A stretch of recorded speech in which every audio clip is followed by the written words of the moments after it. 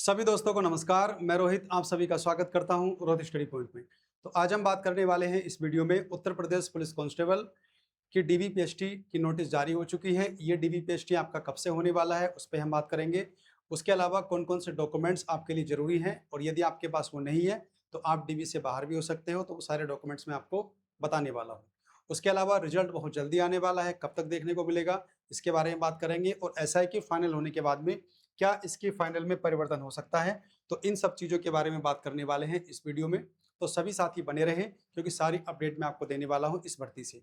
इसके अलावा उत्तर प्रदेश की हर भर्ती या फिर उत्तर प्रदेश पुलिस में हर भर्ती की अपडेट पाने के लिए आप मुझसे जुड़े रहें, यानी कि चैनल को सब्सक्राइब कर लें ताकि समय समय पर आप सारी अपडेट ले सको। तो देखिए भाई, अगर हम बात करें उत्तर प्रदेश की भर्तियां, चाहे वो एसआई की हो, चाहे होमगार्ड की हो, चाहे अब आपकी ये पुलिस कांस्टेबल की हो, जिस गति से इसमें काम लगा हुआ है, आपने देखा होगा कि एसआई का पेपर मार्च के 14 और 15 मार्च को पेपर हुआ था और 14-15 जुलाई में उसका फाइनल कर दिया गया है। यानी इतनी तेज गति से काम हो रहा है कि बहुत जल्दी इसका रिजल्ट भी आपको देखने को मिलेगा और उसी क्रम में इसका डीवीपीएसटी नोटिस भी जारी कर दिया गया है।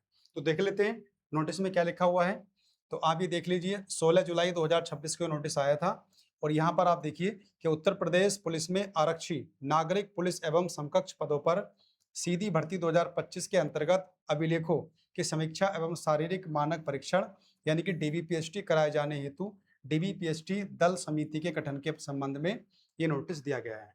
आगे देखिए, कृपया अवगत कराना है कि उत्तर प्रदेश पुलिस में आरक्षी नागरिक पुलिस एवं समकक्ष पदों पर सीधी भर्ती 2025 के अंतर्गत लिखित परीक्षा में अभ्यर्थियों की अभिलेखों की समीक्षा एवं शारीरिक मानक परीक्षण की कार्यवाही 17 अगस्त 2026 से। तो डेट इंपॉर्टेंट है आपकी, 17 अगस्त से इन्होंने अपना प्लान बना लिया है कि आपकी डीवीपीएसटी कराई जानी है, से प्रदेश के 75 जनपदों की पुलिस लाइंस में आयोजित किया जाना है।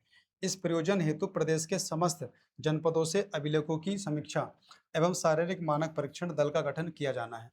तो कहने का मतलब है कि इन्होंने पूरा प्लान बना लिया है कि 17 अगस्त से आपका डीवीपीएसटी होने वाला है। तो जो इंपॉर्टेंट डॉक्यूमेंट्स हैं जो बताने वाला हूं मैं आपको, वो सारे आप तैयार कर लीजिए। उसके अलावा पीएसटी में क्या होता है, आपका फिजिकल वगैरह, ये पुरुषों की लंबाई मापी जाएगी, महिलाओं की लंबाई नापी जाएगी, महिलाओं का वजन मापा जाएगा। उसके अलावा पुरुषों में जो चेस्ट होता है बिना फुलाने के बाद, तो इन सब चीज़ों की तैयारियां आप अच्छे से कर लें ताकि एक छोटी सी गलती और आप डीवीपीएसटी से बाहर। तो इसलिए सारे डॉक्यूमेंट्स वगैरह पूरे कर लीजिए क्योंकि बहुत जल्दी आपको रिजल्ट इसका देखने को मिलने वाला है। अगर हम बात करें तो देखिए, पोस्ट इसमें 32,679 है। एग्जाम हुआ था 8, 9 और 10 जून को। तो देखिए रिजल्ट अब देखने को जल्दी मिलेगा। इसकी आंसर की आ चुकी है 20 जून 2026 को। रिजल्ट की बात करें तो इसी महीने यानी कि जुलाई में ही ये रिजल्ट आपको देखने को मिल जाएगा। कब से, तो 25 जुलाई से लेकर 30 जुलाई के बीच में पूरी संभावना है आपका रिजल्ट जारी कर दिया जाएगा। और अगर 1-2 दिन लेट हुआ तो 5 अगस्त से पहले पहले तो मान कर चलिए, तो बहुत ज़्यादा समय आपके पास नहीं है। और जैसे ही रिजल्ट की डेट आती है तो दिल में बहुत सारी धक धक होने लगती है, घबराहट होने लगती है। आपका स्कोर कितना भी हो लेकिन घबराहट होती है। तो बहुत ज़्यादा आपको पैनिक नहीं होना है। जो कट ऑफ मैंने बताई थी उसी के आसपास कट ऑफ रहने वाली है। लेकिन फाइनल में कुछ परिवर्तन अब हो सकता है क्योंकि एसआई का फाइनल हो चुका है। तो जो बच्चे एसआई में क्वालिफाई हो गए हैं यानी कि पास हो गए हैं, तो वो दरोगा बन चुके हैं। अब उनको कांस्टेबल का डीवीपीएसटी या फिर रनिंग छोड़ देनी चाहिए, दूसरे बच्चों को मौका देना चाहिए अपने साथियों को। तो डीवीपीएसटी में कितने बच्चे बुलाए जाएंगे, तो 2.5 से 3 गुना बच्चे बुलाए जाने हैं। और बात करें कट ऑफ की तो इसके बारे में थोड़ी देर में बताऊंगा आपको मैं। देखिए, बाकी डीवीपीएसटी के लिए जो डॉक्यूमेंट्स आपके रहेंगे वो 10th की मार्कशीट होगी। पहले क्या होता था, 10th की मार्कशीट अलग आती थी, सनत अलग आती थी, लेकिन अब जो है मार्कशीट में ही आपकी सनत इंक्लूड होती है, यानी कि जिसको बोलते हैं सर्टिफिकेट। तो बहुत बच्चे परेशान होते हैं कि अभी सर्टिफिकेट नंबर क्या होता है। तो आपके जो नए बच्चे जो हाई स्कूल करते हैं या हाई स्कूल इंटर वगैरह, तो उनकी सनत या सर्टिफिकेट उसी में होते हैं। उसके अलावा 12th की आपसे मांगी जाएगी, उसके आगे के अगर आपके पास है तो उसमें आप लोग इंक्लूड कर सकते हो। अगर आप एससी कैटेगरी से हैं, एसटी से हैं या फिर ओबीसी से हैं, तो फिर आपके लिए मूल निवास भी होना जरूरी है, तभी आपको कैटेगरी का फायदा मिलेगा। तो मूल निवास बनवा लीजिए आप लोग। एससी एसटी ओबीसी वाले सर्टिफिकेट अपना तैयार रखें।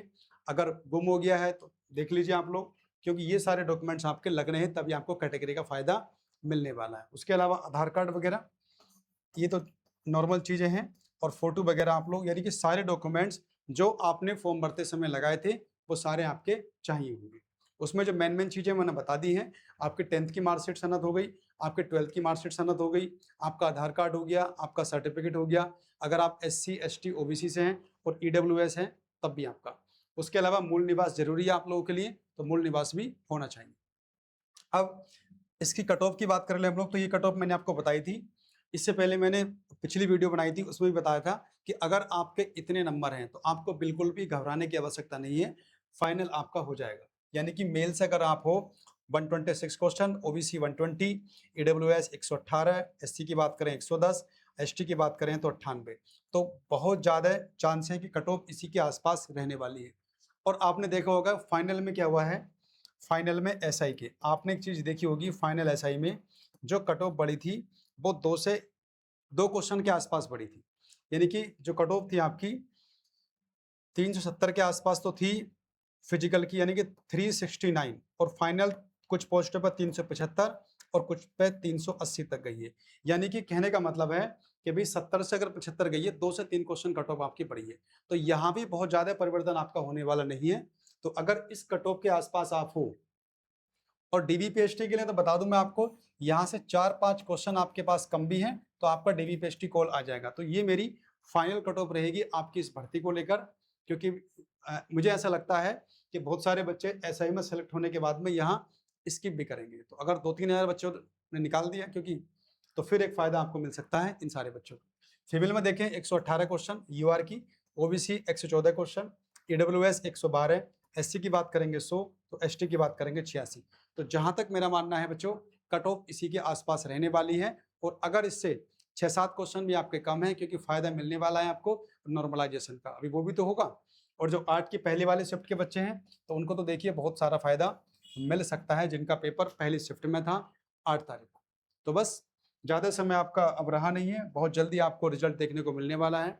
तो सभी बच्चे तैयार रहे, अपने डॉक्यूमेंट्स वगैरह, अपना जो PhD है उसके लिए तैयारी पूरी बना कर रखें, ताकि वहां जाके कोई दिक्कत ना हो। और कट ऑफ जो मैंने बताई है कि अगर उसके आसपास भी आप हैं या 4 से 5 क्वेश्चन कम भी हैं तो उम्मीद रखिए, क्योंकि एक फायदा आपको मिलेगा नॉर्मलाइजेशन का, और DVPST के लिए कॉल आपके पास जरूर आएगी। 4 से 5 क्वेश्चन कम कर लो यहाँ पे और DVPST कॉल आपकी आ जाएगी। तो चलिए साथियों, ये कुछ जानकारी थी आपकी भर्ती को लेकर। तो DVPST नोटिस आ चुका है, सभी साथी अपने बाकी दोस्तों में शेयर कर दें।